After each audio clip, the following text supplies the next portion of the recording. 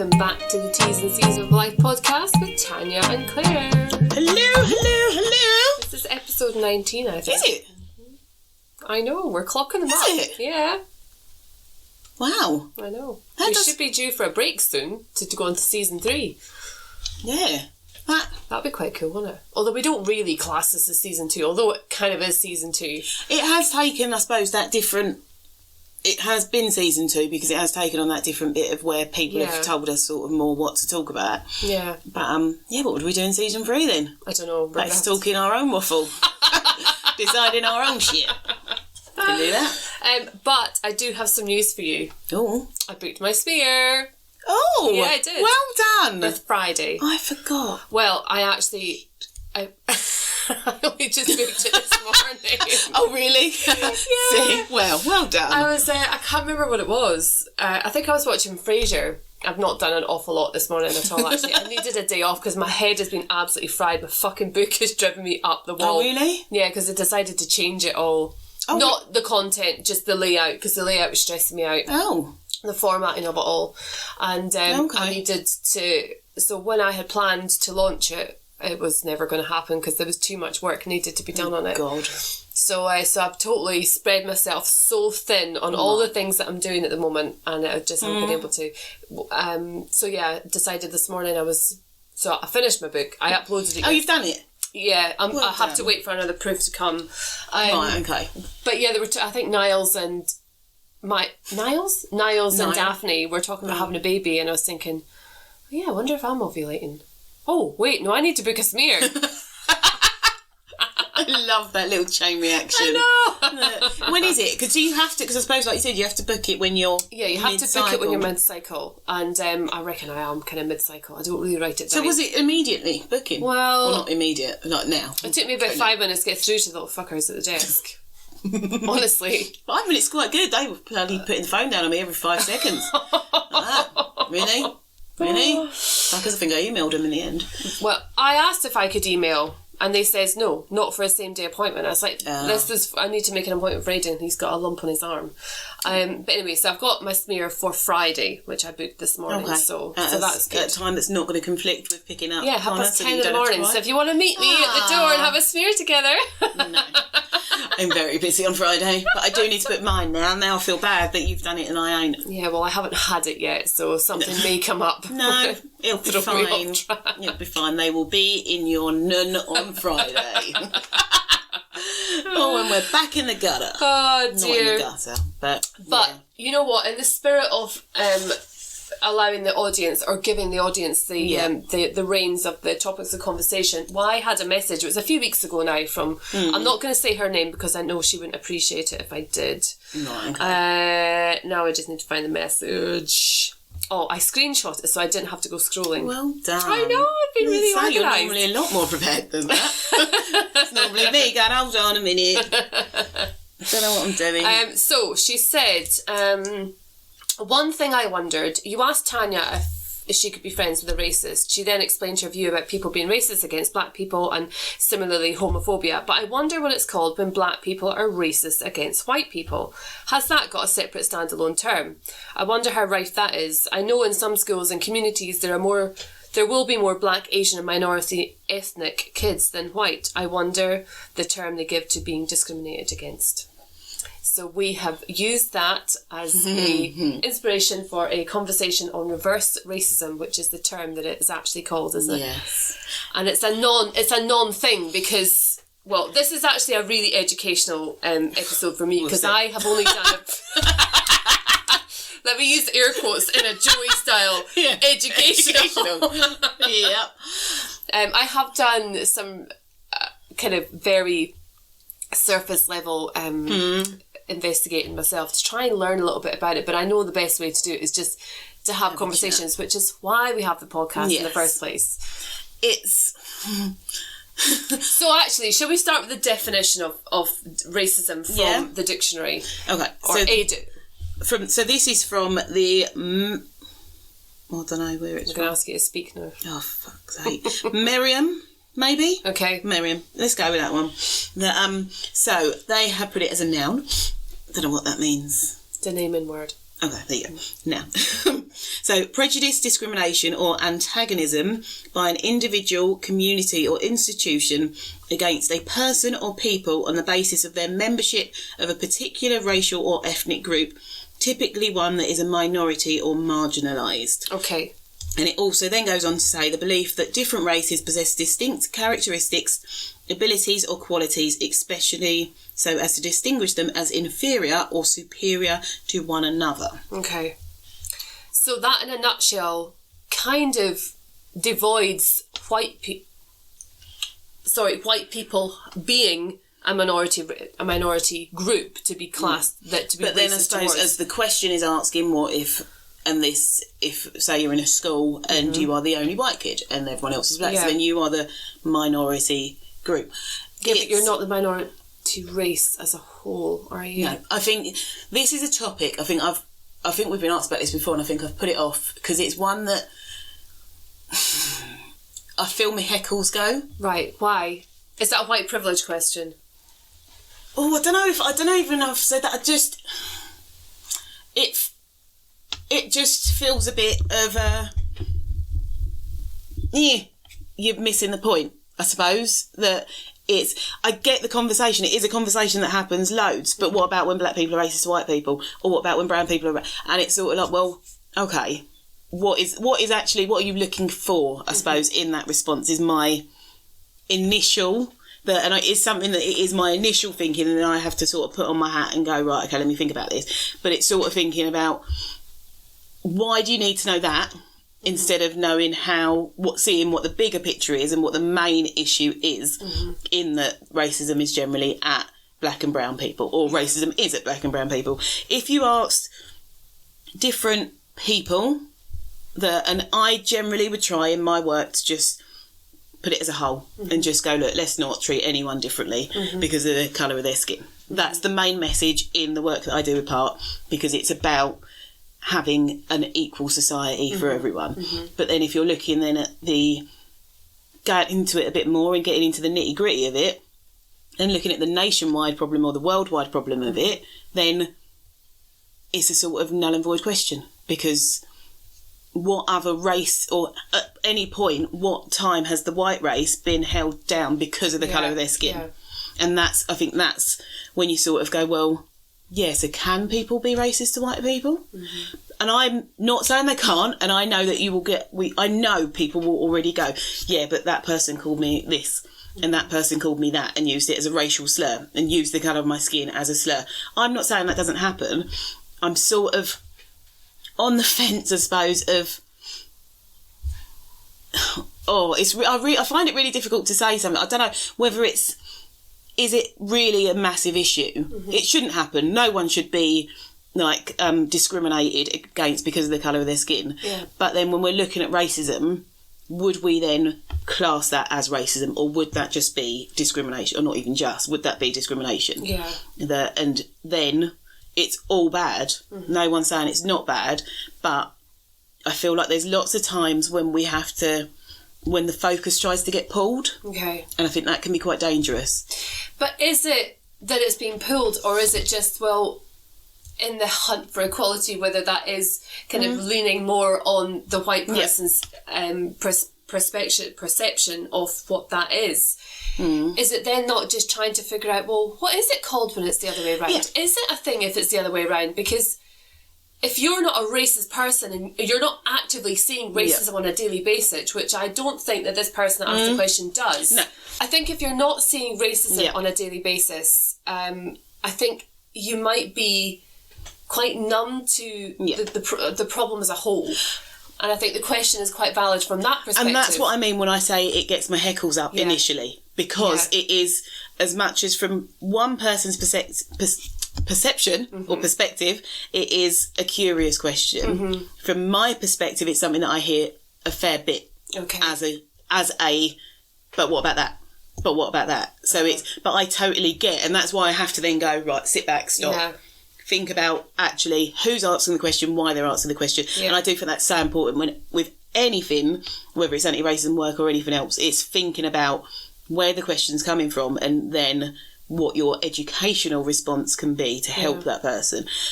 because there's so much stuff that you'll hear and I will go, Okay. and I have to then go, calm down, bring it back down, because I'm having an emotional response to something which isn't what the question's there about. It is just saying, what is it? And it would, the technical term would be reverse racism, but then the more you look into reverse racism online, it's not actually a thing. Although it's a term used to pacify a question, it's not actually a definition. No, there is no definition. Because it's reverse discrimination if you look. Because it's not a real. It's when you're looking at racism, it is the structural, and considering that actually when you look at black and brown people, they probably make up a bigger percentage of the world. Yeah. But in most countries, they will be the inferior race. Yeah. And so when you're looking at racism, it's the race that's making them inferior. Nothing else, not the class or anything else, it's the race. So therefore, you could go to places where you have mainly black people, and majority of the time, the white person will be seen as the superior race.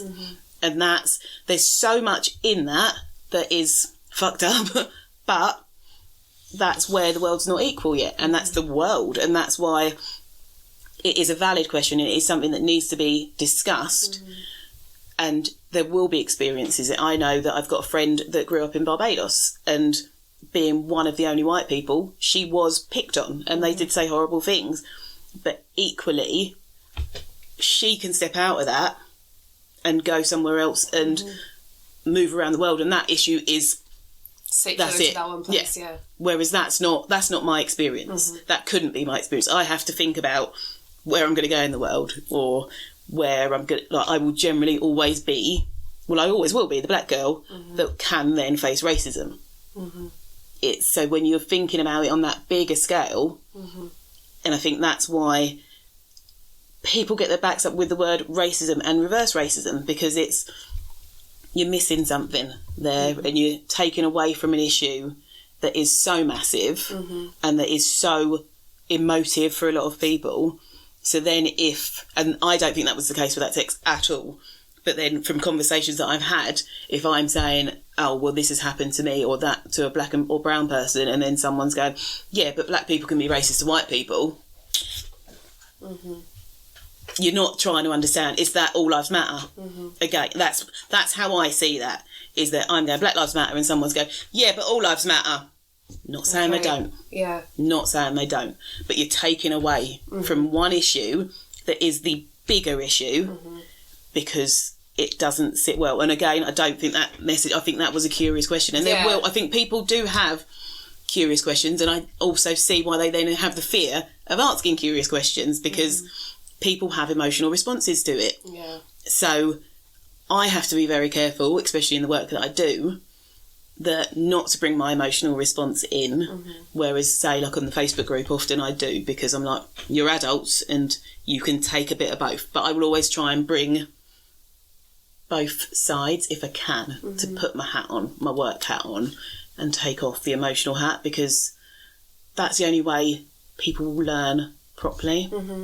Yeah, you can read online till you're blue in the face, but having a conversation with somebody, but they would say, yeah, but this happened once and I wasn't quite sure about that. Can you explain that? Like, you can go into more depth. It's more 3D, isn't it? And it's I just got this total feeling of sickness there when you were talking. Sometimes it just feels quite overwhelming, doesn't it? Just at what point will there will be at some point, because in the future there will only be one race, and that will be mixed race in the future. I mean, not in our lifetimes, but way down the line. So it will, in terms, there'll be some other form of discrimination that people will be able to pick apart and pull apart.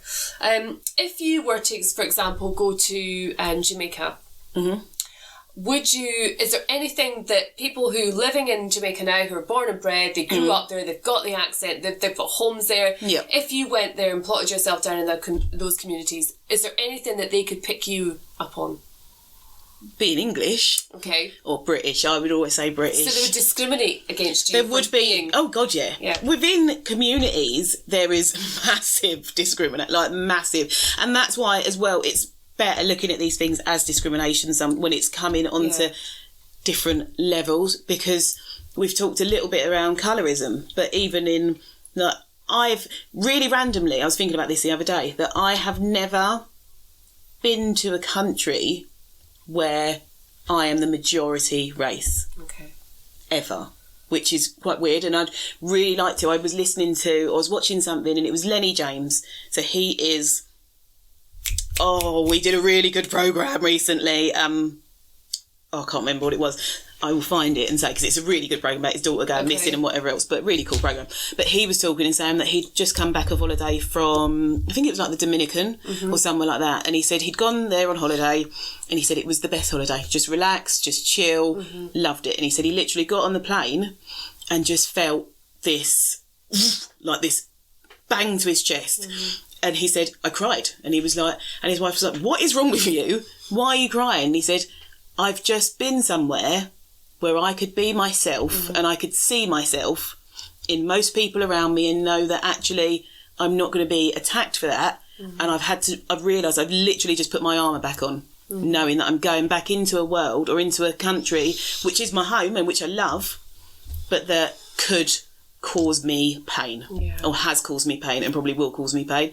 And you know, when he said it, and I was like, wow.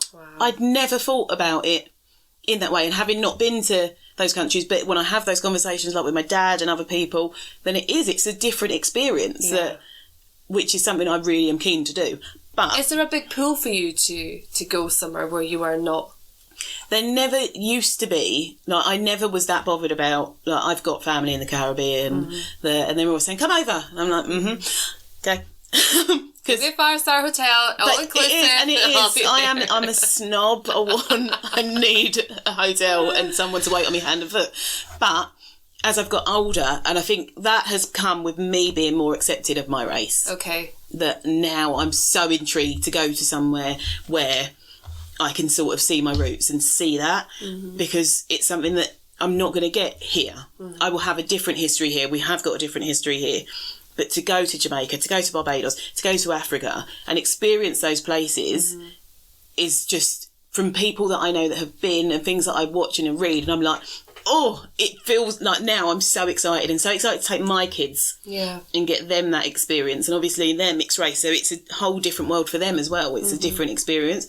But back to the original question of being, even in the Caribbean, the lighter skin you are, and I'm not sure if this is still now, and someone may tell me I'm wrong, but it always was, the lighter you are, the better you're treated, and generally the more money you've got is how you would be looked at. Whether or not you have, but they would look at you as you are better than the darker skinned. And that's been inbred in generations around the world, whether that's in the Caribbean, whether that's here, whether that's in Africa. It's the lighter skinned you are, the better you're treated and the better you are seen to be. But that confuses, I get that. I get the whole kind of, you know, the white colour on your skin is seen as the most powerful colour.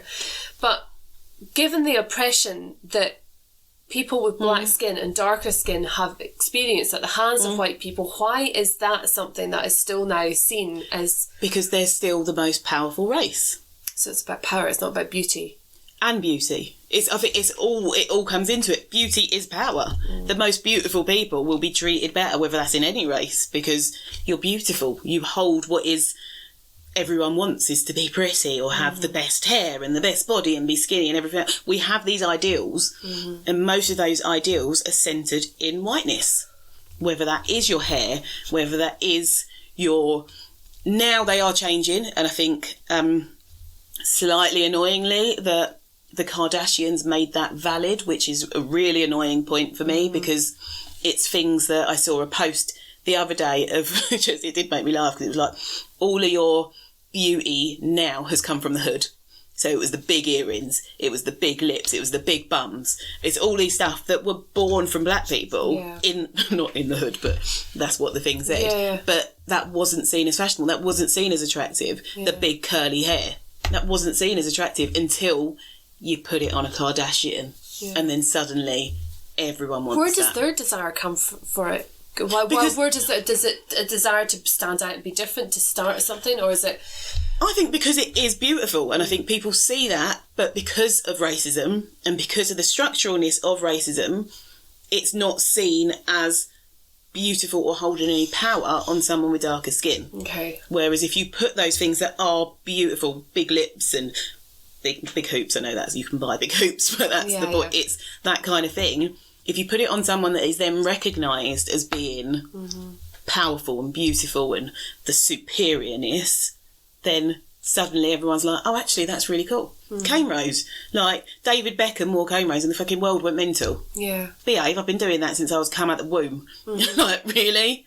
It's ridiculous. And it's, again, we didn't talk, I don't think we've done cultural appropriation and appreciation yet. And that, again, is another very tricky thing because people have appreciation, but it's, I was reading something the other day and she put it in a really good way, so I'll find it and then we can talk about it. So I'm reading at the minute, Renee Edo Lodge, I think her name is, why I'm no longer talking to white people about race. I think it's that one. Yeah. I may have got my confused, but it's really interesting reading it from, because she's written it for a white person. You can tell in how she's wrote it that it's phrased towards dear that. white people, or why I'm no longer talking to white people.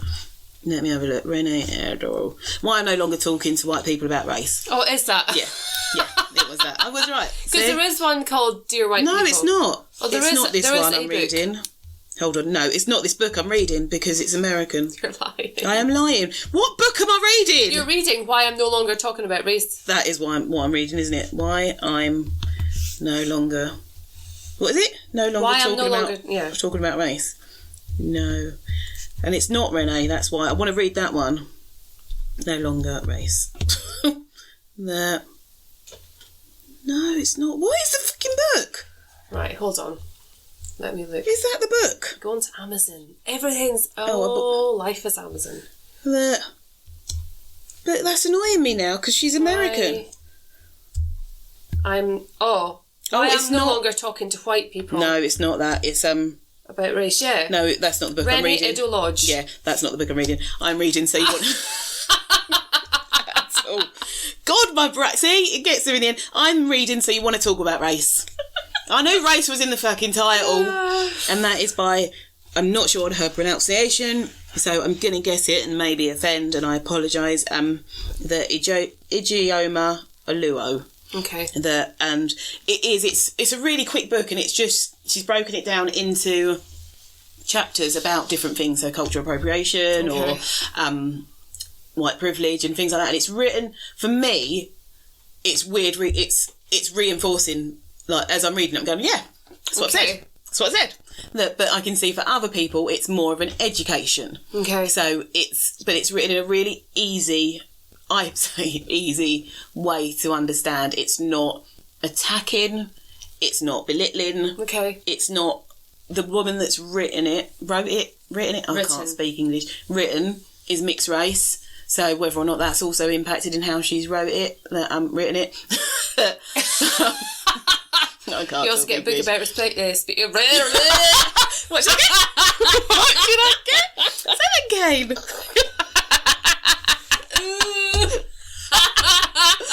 Oh dear God. Yeah, I will get a book about how to read. But yeah, put the link. It's only $6.99. I do need elocution lessons. It's only like £7 on Amazon. It's cheap. Okay. But it's really. It's an easy one. I think it would be a good starter because from having read books like, or started like Akala and Athel Hirsch, who I love them, but they are a lot, even for me to read, they're heavy because it's going into the history and it's going into everything else. This is a nice okay, I want to learn about this. So there's talking points in it that you can bring into conversation easily, and that's how you learn, isn't it? Yeah. When you then regurgitate something you've read and have the discussion with your friends. And I think that I think that's really important because these are difficult topics for people. They get my backup. They get other people's backup. And it's then understanding as well, I always find with this, is that when you do get someone's backup, or if you do say something and someone does get their backup, it's not going in aggressively at them. Yeah. Because I think that happens a lot, and I think we've probably talked about that a lot. But if someone's saying, oh my God, the fucking woman on this morning the other day, she's lucky I couldn't go through that telly and grab her around the throat. That pissed me off. So they were talking, coming back to fucking Meghan and Harry again. But, you know, when people, it's just stupid people for me in this. So the Queen had put a photo up a couple of weeks ago of the royal family the photo was taken about 3 years ago, so before Archie was born. Okay. So Archie's not in the picture. Okay. It's just the rest of the grandkids, however many there are. Lovely picture, really cute. Philip, the Queen, kids, lovely. So they're talking about it on this morning. So you've got Alison Hammond and Dermot, and then this other lady and this, I don't even know what this fucking woman's name was, but yeah. And so she's gone, oh, it's a lovely picture, but I bet Meghan's going to look at that and go, oh, that picture's racist, and because they haven't even got Archie in it, even though he wasn't born. And you saw the other woman who was even there, though he wasn't born. Seriously, and she just went, oh, you can't say that. Well, I can say it. It's a joke, isn't it? But you know, when people find offence out, people can take offence out of anything. I was like that. Are you shitting me? Oh my God! Yeah. Like it was so. It rolled off her tongue so easily that like she was just waiting to drop this in, and I thought, you've just said that, and even the other woman then gave her a bit of a spiel and was like, you can't say something like that, you're taking away from stuff. She wasn't prepared to listen at all. It was a joke. It was just something I was just saying.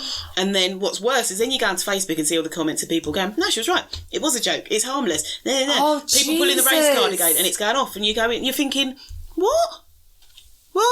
Really? If someone is saying, no, take Harry and Meghan out of the picture, yeah, whatever, everyone's got a view on them as opposed to what the issue is. Yeah. It's them. If someone has said to you, that's offensive, yeah, how can you go, no, it ain't.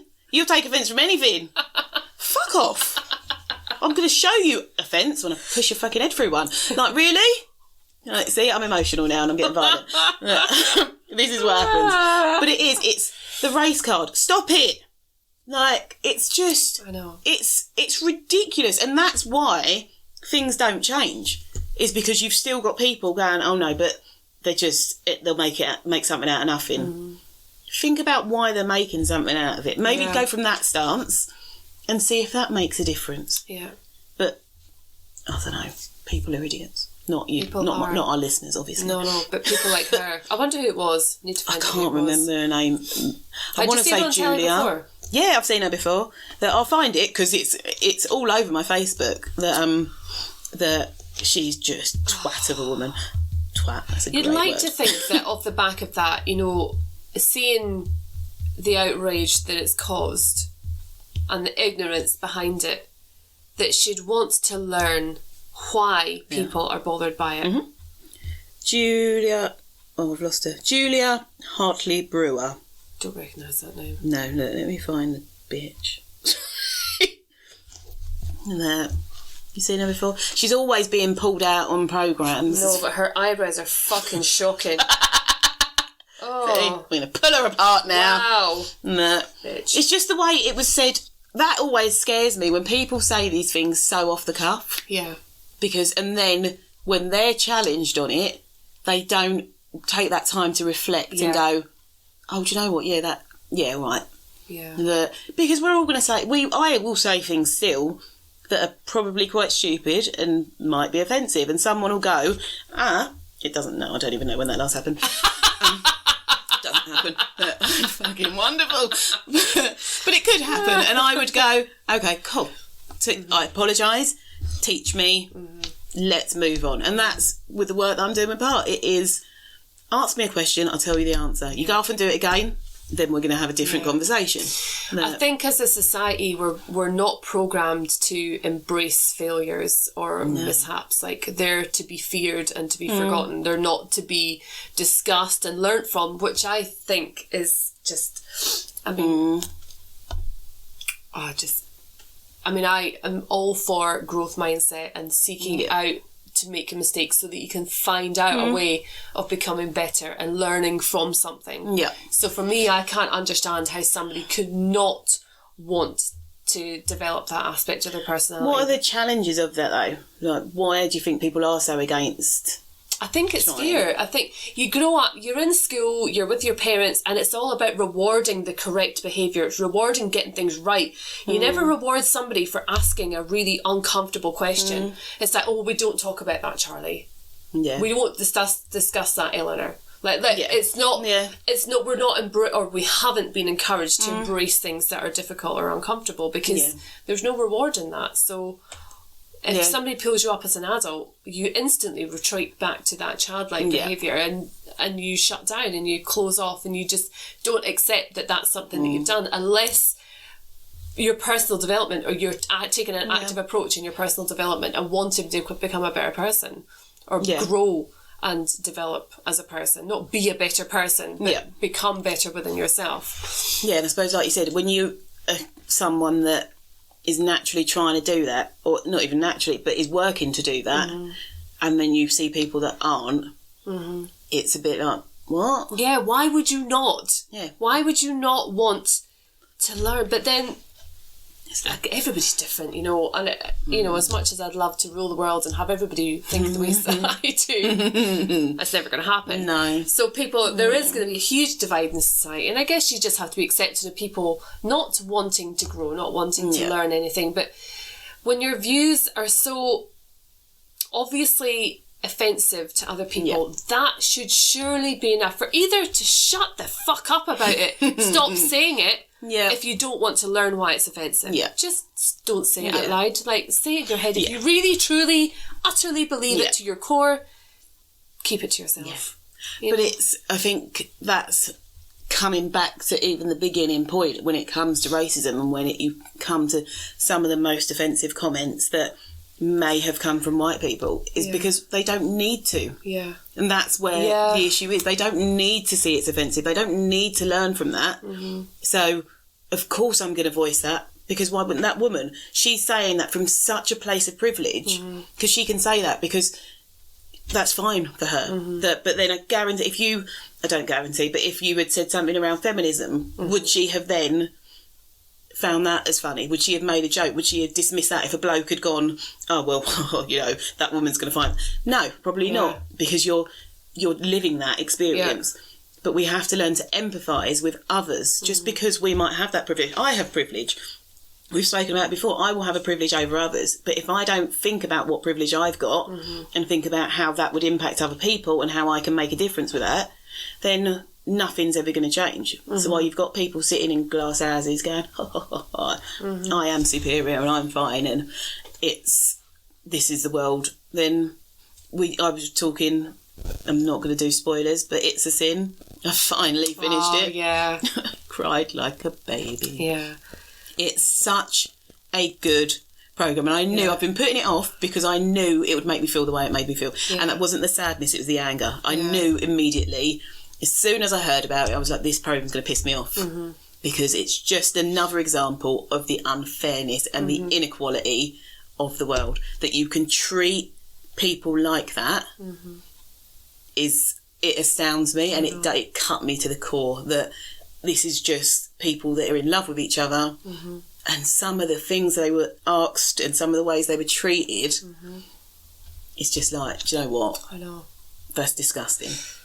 No. It really is. It's awful. But, oh, God, I don't know if I can say it or not, because it's not totally a spoiler, but at the very end, I can't remember her name. At the very end? What's the girl's name, the best friend? Oh, I can't remember names. I can't even remember his name. She's a mixed race girl, isn't she? She looks mixed race to me. Yeah. Yeah, she is. Her mum, well, in the programme, she's mixed race because her mum's black and her dad's white. So, yeah, that's right. Yeah. Well, she goes into one of the men who's in hospital in his room. She'd already seen him in his room and he was in there. He had no visitors. His family hadn't come to see him. He was very much alone. And she went in and she sat by his side, and that was what floored me. Yeah. So I just thought, what a lovely, lovely thing for her to do. Just, I know it's not, this programme isn't real, but it's telling a real story. There'll be so many stories of that, of people that were left alone or locked in fucking rooms. I know. I mean, that was awful. It's that aloneness is because of a disease. And I know we've come a long way with a lot of stuff, but you will still have people that are marginalised because of their race or their gender or their sexuality, and it's just I just can't get my head around it. And I suppose because I'm in so many of the outside brackets, and I'm like, oh, all right, you're right over there, like white privileged male, hi. I'm fucked.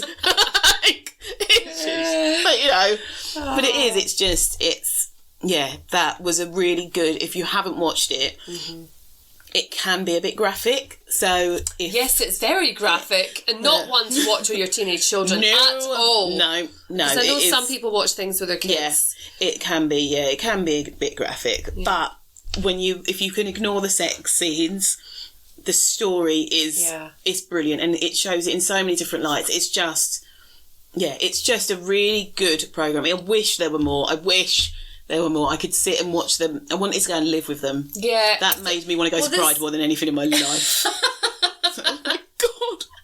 Because that was one thing I said to you after I'd watched it, was that the show itself, like the story is fantastic, but there's so much more within the friendship that could just become a whole different season all by itself. You wonder, though, if they explore that, because now you've done your original, and whether you could take that, go back in time and do different tangents. Yeah. They've done that on programmes before, but yeah, it did. I remember you saying, because I've never lived with a friend. No, I haven't.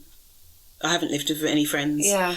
And so it always looks really fun. And I don't know why, I think we all had kids and I'd been travelling, and whereas you have, haven't you? Yeah, and it's just my best friend and one of my sisters at one point. We all lived together, and it was just the most fun time. It's brilliant. Absolutely brilliant. And like if I'm not daydreaming about being in New Zealand or Australia or in Thailand or some other foreign country, I daydream about living on Celt Street with Bonnie and Louise. It was amazing. We had parties all the time. Right. Not that, so that's what made it great, but it was cool. It was fun. Easy. There was no relationship. Yeah. There was no drama. There was no parents. There was no expectation. Like we're all very similar though, the three of us. We all just got on very well. There was never one that was the messy one. That's a lie.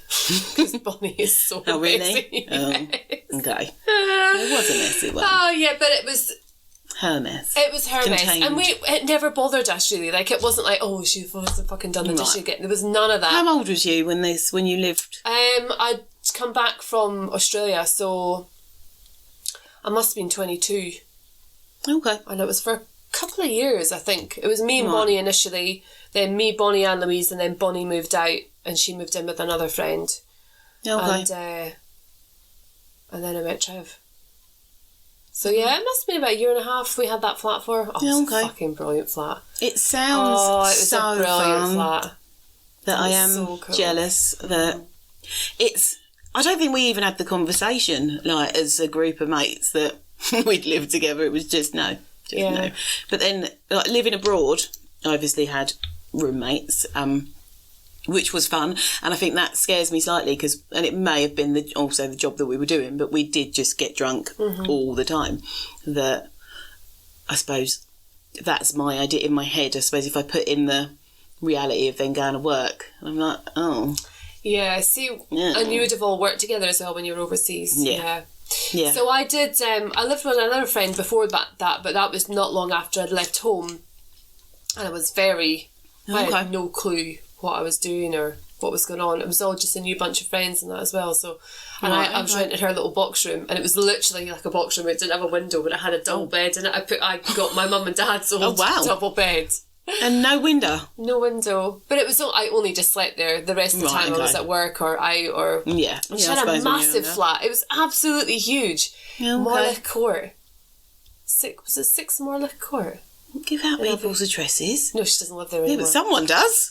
Yeah. Well, you can look on Google Maps. But it was I just wanted to see where Claire used to live. It went in like a curve, and there was there was 2 massive bedrooms and then the 3rd box room, and the rooms are all really big in that flat. Okay. That was a really good time as well. I've really enjoyed living with my friends. I think because actually the only time I haven't was when I was in I know this episode isn't about where I've lived with my friends. No, but it was in Australia. I told you about. I think I declared this. You did in our question answer one when you just left up and left. Yeah, that was a liberty. That was because of But never mind. That was a liberty. Yeah. Is what that was. Yeah. That she just was never going to get on with my ex, and it had to crumble. No, and it's supposed, but like you said, the friendship somehow survived in a way, didn't it? Yeah, it did. It did, definitely. Which I think, mate, I don't know. Like I said, we never spoke about it, and we were very tight. Like we did everything together, but never at any point.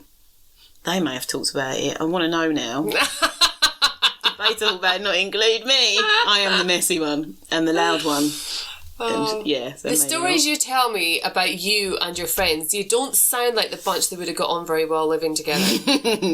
No. I think you're all just you seem, I mean, I've never met very few of your other friends from other groups. Like other friends.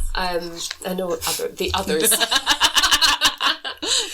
But knowing you, I can't imagine you would lay down to things that didn't quite go to plan. No, and I don't think any of us did, which is half our issue, half the time, which is probably why we stopped being friends for a while in the middle. Because we're all quite, not strong characters, because even that great, but we're all quite vocal. Yeah. Should we say, we are all very vocal, and that's probably why we do have fallings out. Yeah. Less as we've got older. Mm-hmm. But, I think living together, if I'd put, say, me, Luce, Laura, Lindsay in a house, Laura would murder me and Lucy in the night. Laura wouldn't do it, I don't think. She wouldn't. She definitely, no, she wouldn't, to be fair. She wouldn't even come round for a fucking cup of tea. There's too many people there. No. And that was said even when, like, me and Lucy were not allowed, like, not liked together, because we just made each other worse. Yeah. So Lindsay would have been all right, but also got really smelly feet. So wouldn't have worked. No, it was never. No, I'm glad we didn't. And then I've just lived with a boy. No. Live with a boy. I know, it sucks. Just what a friend said. I'm going to live with a boy. Right, just really quickly, before we end this episode, I was chatting with somebody at the weekend who is currently dating. Just on the dating scene, she's using apps and all that. And she met this guy. And he sent a picture of himself. Or no, it was his profile picture on WhatsApp. Yeah. He's a white guy. Right, okay. But he's from Trinidad, I think. Okay. With the accent? Yeah, with the accent. And she says it fucked with my head. She thought it was like he just had a picture of a white guy because he was a white guy, and she thought that would be more acceptable to some white woman. Catfish. And it was she said absolutely fucked with her head. And I said to her, I would have loved to have met that guy. I'd love to have a conversation. I know it is. Really cool accent. It's very sing-songy. Yeah. It's nice. And I think the stories that guy must have to tell, like, I'd love to get him on the podcast. And it is, I think that I find that really interesting, that even like my friend that's from Barbados, and she's white, that obviously she's still got the Bayesian accent, and it comes out, and you're like, I remember when I first met her and she was talking, I was like, I recognise this accent, but I can't place it properly. I've never, you've told me about this woman a few times, and I've never heard that in my head. I've never thought, has she got an accent because she's a white woman?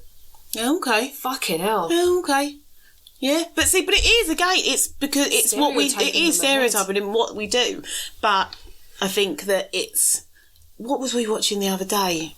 I can't remember what it was, but it was an Asian man, and I think he was from Scotland, and I was like, huh? Oh, I know, it's so weird. It froze my brain, and then you're like, I'm really intrigued, and like you said, even with the bloke from Trinidad, I'm really intrigued on their experiences. Yeah, that's what I wanted to talk to you about. Because they're I wonder if they are, how they are, and also, where was I?